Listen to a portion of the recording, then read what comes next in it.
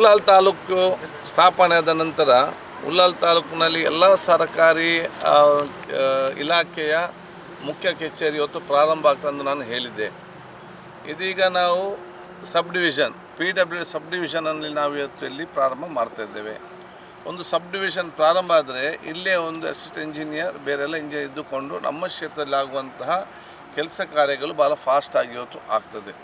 ಈಗಾಗಲೇ ಉಳ್ಳಾಲದಲ್ಲಿ ಸುಮಾರು 250 ಕೋಟಿ ರೂಪಾಯಿ ಕೋಟೆಪುರ ಇದು ಬ್ರಿಡ್ಜ್, ಇವತ್ತು ನಮ್ಮ ಸಚ್ಪದಿಂದ ಇವತ್ತು ತುಂಬೆಗೆ ಹೋಗುವಂಥ ಇವತ್ತು 67 ಕೋಟಿ ರೂಪಾಯಿಯ ಆ ಒಂದು ಸೇತುವೆ.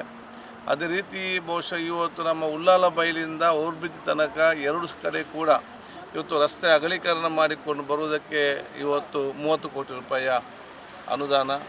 ಅಬ್ಬಕ್ಕ ಸರ್ಕಲ್ನಿಂದ ಇವತ್ತು ಕೋಟೆಪುರ ರಸ್ತೆಗೆ ಸುಮಾರು 5 ಕೋಟಿ.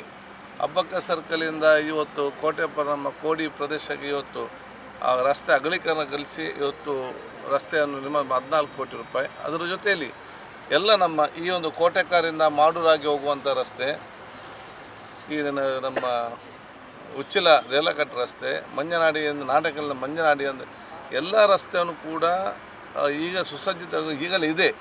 ಅದನ್ನು ಭವಿಷ್ಯದ ಒಂದು 5-10 ವರ್ಷದ ದೃಷ್ಟಿಯಲ್ಲಿ ಇಟ್ಟುಕೊಂಡು ಎಷ್ಟೇ ವಾಹನಗಳು ಬಂದು ಕೂಡ ಬ್ಲಾಕ್ ಆಗಬಾರ್ದು ಉದ್ದೇಶದಿಂದ ಇದಕ್ಕೆ ಏನೆಲ್ಲ ಅನುದಾನ ಬೇಕಾ ಈಗ ರೆಕಮೆಂಡ್ ಮಾಡಿ ಬಹುತೇಕ ಎಲ್ಲ ಕೊಡೋದು ಸ್ಯಾಂಕ್ಷನ್ ಆಗಿದೆ.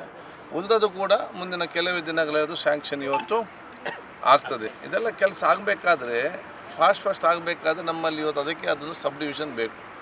ಅದಕ್ಕೆ ನಾವು ಸಬ್ ಡಿವಿಷನ್ ನಾವಿಲ್ಲಿ ಅದನ್ನು ಪ್ರಾರಂಭ ಮಾಡ್ತಾ ಇದ್ದೇವೆ. ರಾಜ್ಯದಲ್ಲಿ ಎಲ್ಲಿಯೂ ಕೂಡ ನೂತನವಾದ ಸಬ್ ಡಿವಿಷನ್ ಇವತ್ತು ಪ್ರಾರಂಭ ಆಗಲಿಲ್ಲ.